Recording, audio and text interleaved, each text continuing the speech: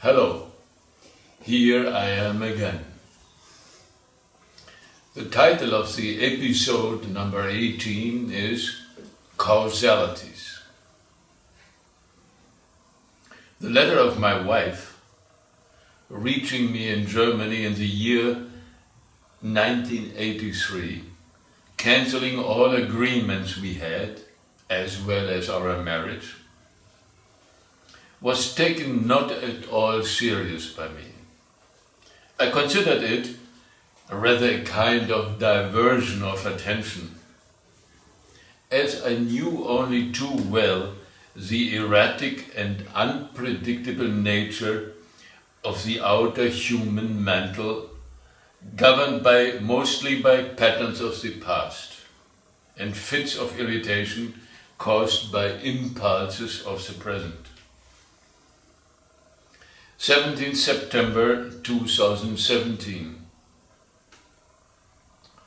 almost 40 years later. The Roman, as I call him, a good friend of mine from the colony, put it this way: you are really weak and susceptible in relation to women. You fall in love too fast, and then you act like an idiot. Exactly at that point of time, the unresolved issue with the weird woman of my dream I had been experiencing was haunting me. I had entered into my diary. The Roman is right. I realize that I'm really weak once I believe I'm in love with a female. The moment something of theirs is touching my heart, I melt like a candle close to a hot oven. I'm ready to believe anything. Seen from this point of view, it is not surprising at all that I'm being continuously taken advantage of. When I'm reading this now, immediately my special training sets in, and I cannot avoid the question to myself coming up as a consequence: now, what type of game am I playing now? This question probably made the presence of the mystery girl of my dream, after feeling her so strongly for 2 days, disappear, at least for a few days. Neither was I dreaming anymore about her, nor feeling her presence in any layer of my outer awareness. So I was quite satisfied with the result, at least with one part of me. With another part, yet I still doubted. I anyway had to put my attention to really important things. One of them was my elder daughter, who was about to leave for a conference in Germany, where she was going to represent the colony. Before going to the airport, she dropped in to say goodbye. Though I try not to, I am always concerned with her safety, praying that she returns without problems wherever she goes to. I once more renewed the formation not to remember my dreams, the one I had made some years ago. There was one in particular which plagued me most.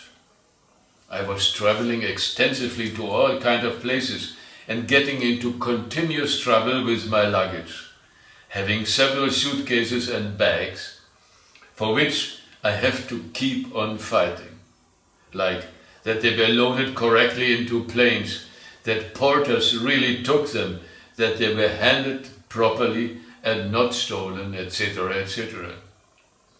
In one particular dream of this kind, my Brazilian partner was with me.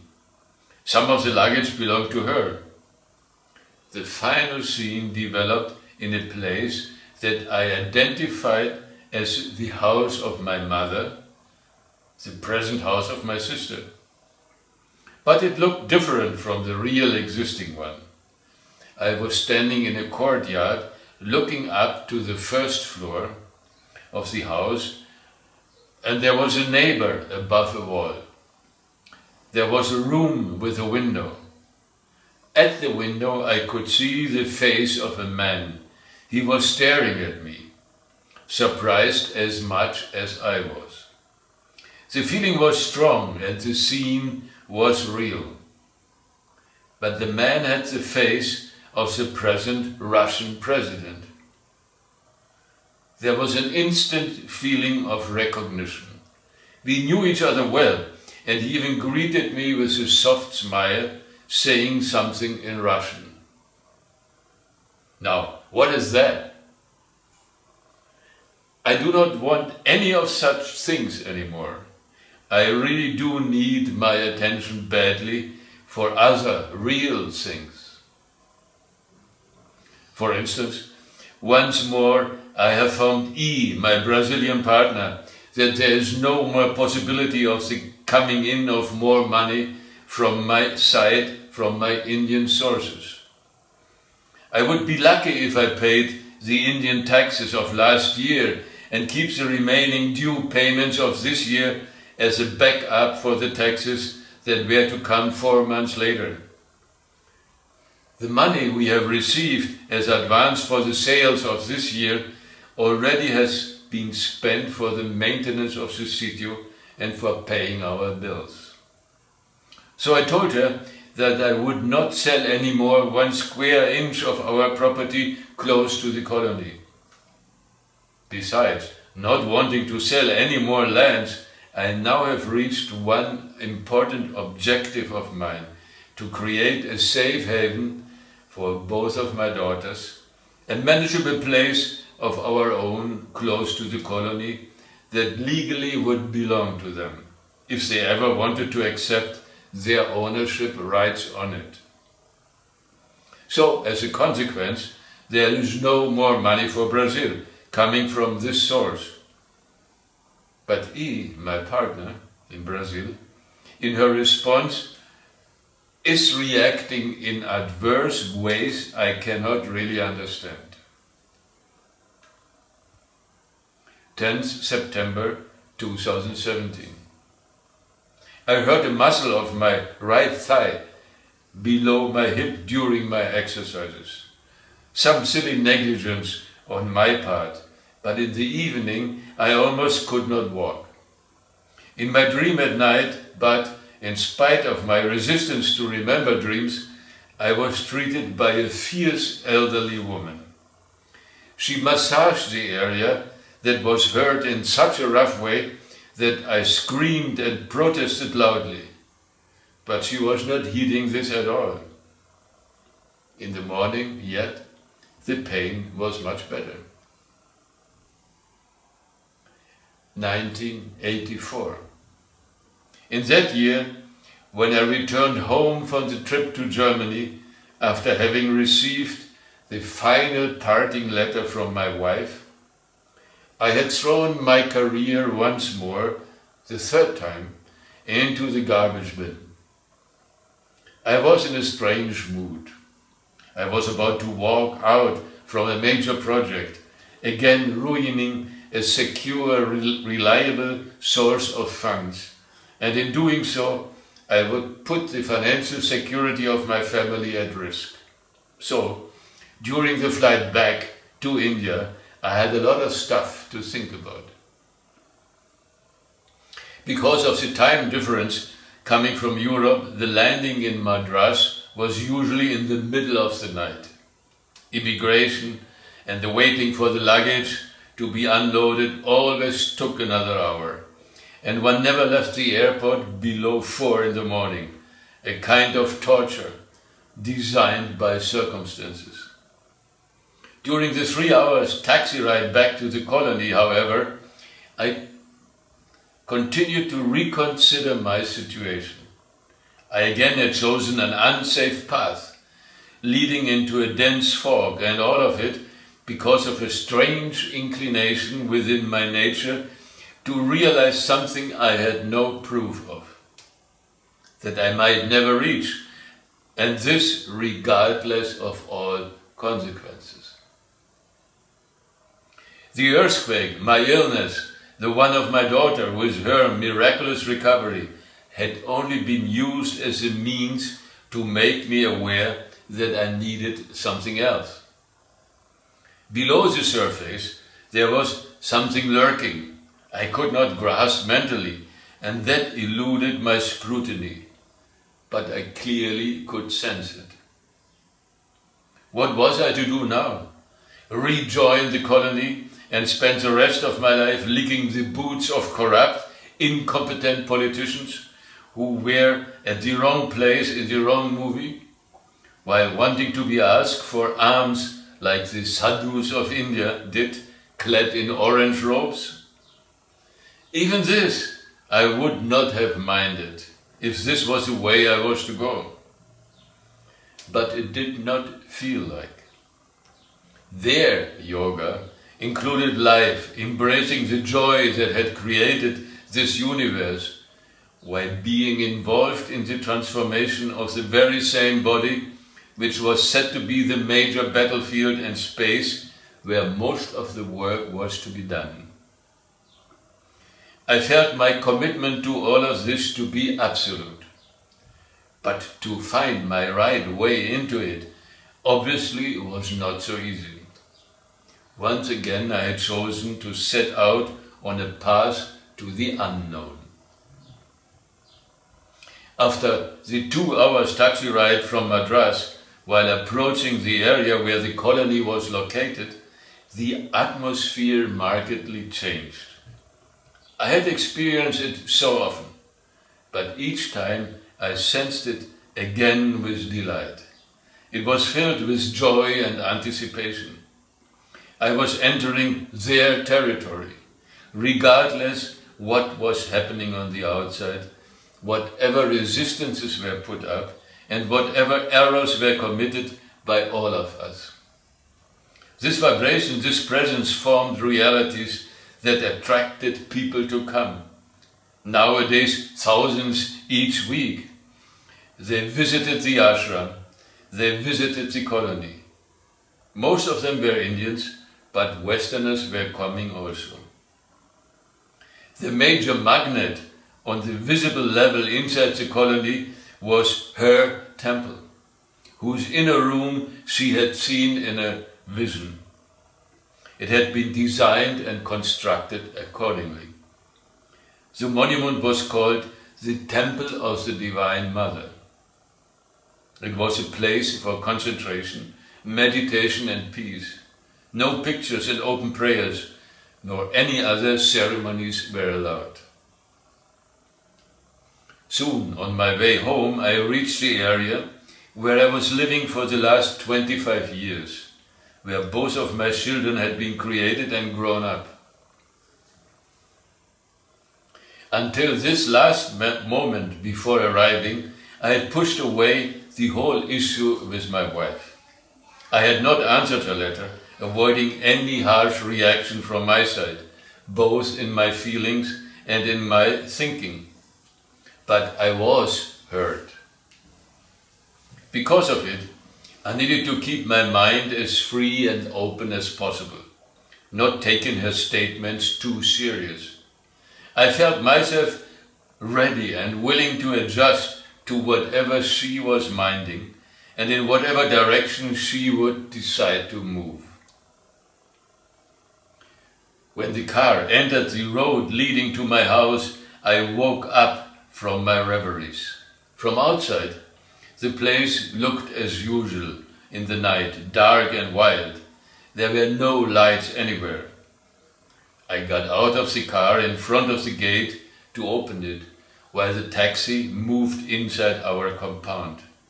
I told the driver to go ahead up till my house, walking by foot the rest of the pathway. I liked to do it, and I did mind the snakes. It was pitch dark.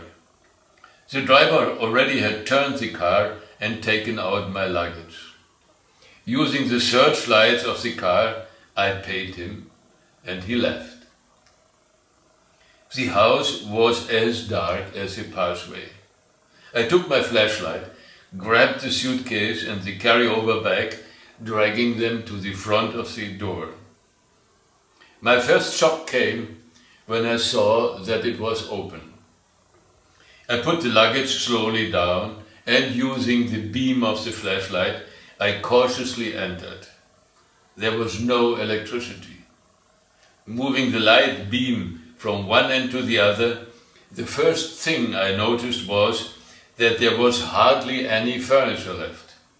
The mesh of the windows was broken with big holes in them, apparently to let in cats, rats, dogs and snakes, as I could make out from the excrements strewn all over the place.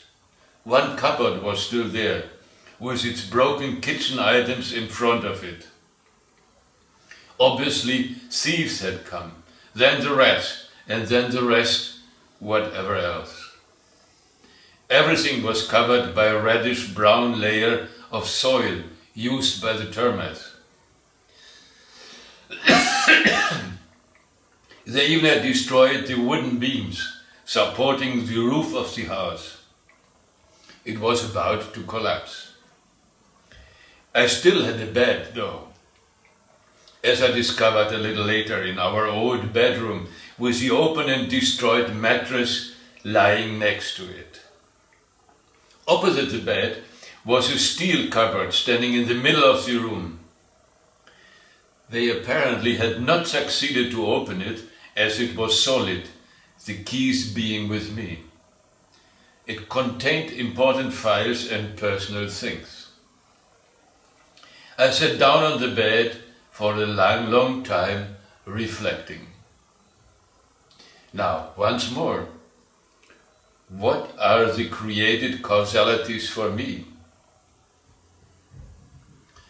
The Tarot answered with the help of a spread called the story spread.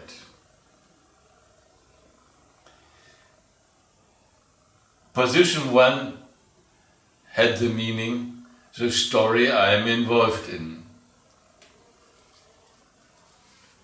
The interpretation of that is, I expect a message of boon, possibly love, sensitivity, emotion and intuition, and imagination, and of great spiritual significance. Position number 2 of the card, meaning, what does my outer mind think about it? Answer, I yearn for clarity and light and the inner child. Awareness, consciousness, but also reason and order and energy, and I will be enjoying the results of hard work, peace, optimism, independence, discipline, and self-confidence. Position number 3, what will I get from the universe, including circumstances, etc.? Answer, the capacity for management with my feet on the ground, and Shakti, the divine energy, female energy from behind. I enjoy, I know and perform. There is serene calm. Position number 4, what I have been feeling, including emotional roots creating realities. Answer, unless I detach from bondage and desire, and I give up and let go, abandoning a wrong path and follow intuition and make the right choices, I will fail and be tied up in bondage, seeking power, hidden desires, obsession and aggression, giving in to bondage and temptation. Position number 5, what I deserve. Promises are being fulfilled. You will enjoy reliable and loyal friends. Position number 6, what picture I show to the outside. I discover and enjoy new mental opening and a new beginning. Position number 7, meaning, what I am now at this point of time. Answer, somebody who constructs a new life, manages problems well and builds systematically his life. Thank you and namaste.